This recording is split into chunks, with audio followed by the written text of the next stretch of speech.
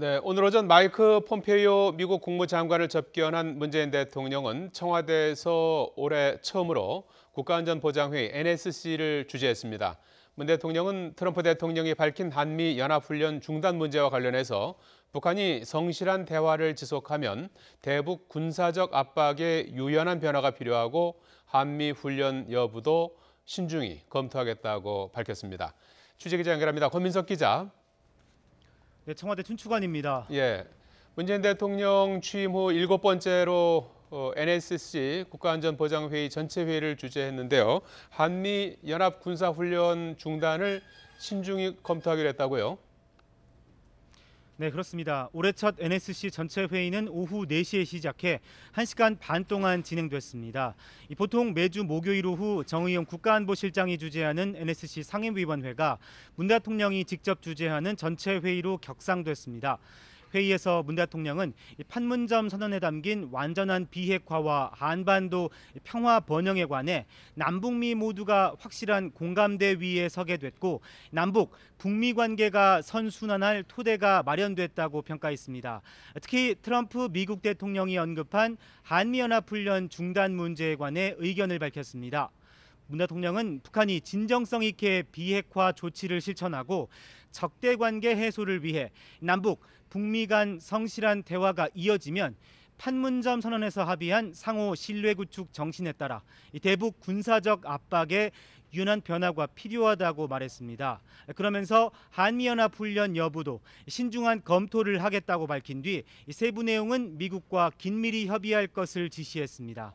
북한이 완전한 비핵화 조치에 성의를 보이고 진정성 있는 대화 태도를 유지한다면 한미연합훈련 중단도 고려할 수 있다는 취지로 풀이됩니다.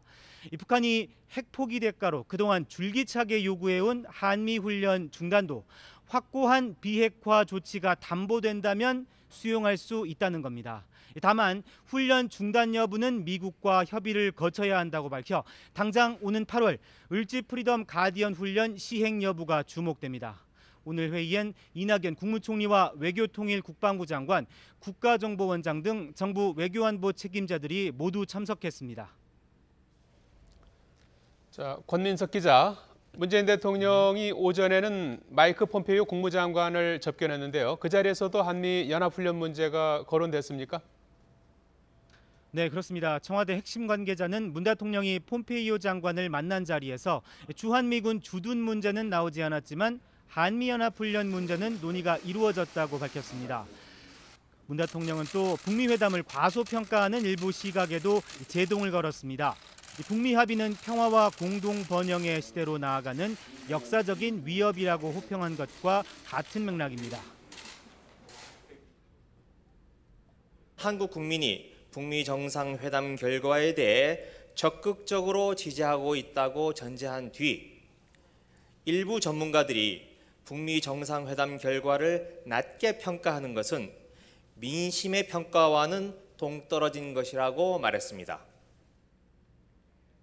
폼페이오 장관은 김정은 위원장의 비핵화 의지를 거듭 확인했고 굉장히 빨리 무엇인가를 크게 이루고 싶어 한다고 밝혔습니다. 특히 비핵화 과정에서 문 대통령이 주도적인 역할을 해달라고 요청했습니다. 이에 대해 문 대통령은 김 위원장과 적극적으로 소통해 남북, 북미 관계가 선순환할 수 있게 하겠다고 말했습니다.